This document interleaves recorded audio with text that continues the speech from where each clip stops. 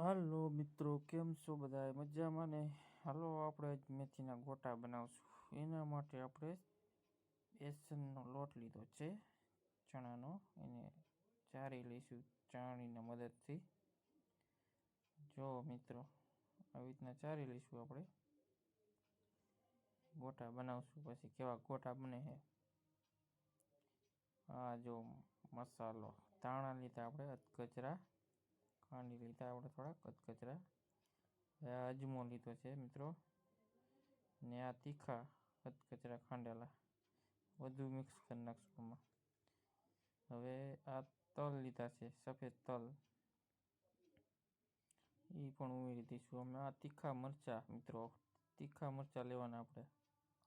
અને આ મેથી, કોથમરી ને આ ડુંગળીનો પાલો કરેલો છે. આ બધું એમાં મિક્સ કરી નાખશું. હવે આ લસણ કચરું કાપેલું, અને આ વરિયાળી મિત્રો, વરિયાળી તમારે નાખવી તો નાખી શકો છો. હવે મીઠું લઈ લઈશું આપણે, નમક. આ મીઠું થોડુંક સ્વાદ પ્રમાણે લેવાનું, તમારે જેટલું નાખવું હોય. હવે આપણે એમાં પાણી નાખશું. પાણીથી થોડું થોડું ઉમેરતા જઈશું અને મિક્સ કરતા જઈશું. જો મિત્રો, આવી રીતના પાણી નાખીને મિક્સ કરી નાખશું હરવે. હરવે પાણી નાખતા જઈશું અને મિક્સ કરતા જઈશું. જોતા જ મોઢામાં પાણી આવી જાય એવા ભજીયા બનાવશું આપણે આજે. જો મિત્રો, હવે આ બની ગયું છે. આપણે હવે સોડા લઈ લઈશું, આમાં સોડા ઉમેરશું.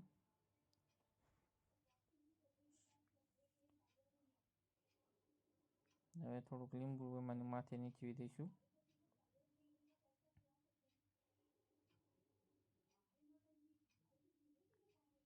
લીંબુ નીચવાઈ જાય પછી આપણે ચાલુ કરશું બનાવવાનું ભજીયા.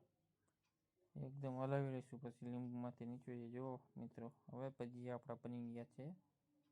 મારા વાઈફ ભજીયા મૂકે છે, જુઓ. અને પછી આપણે ખાઈશું. Very good. હાલો, ભજીયા બની ગયા, આવી જાઓ ખાવા. જો મિત્રો, કેવા ચારીદાર ભજીયા બન્યા છે. જોતા જ મોઢામાં પાણી આવી જાય. આ બચ્ચા પલટી અમારી, જો કેવા લાગ્યા ભજીયા. વેરી ગુડ ભાઈ શિવમભાઈ. રેડી ને? રેડી. હાલો, રેડી. ભજીયા આવી ગયા છે. જો ચટણી હારે ખાઈ શકો છો તમે ભજીયા. કેવા લાગ્યા?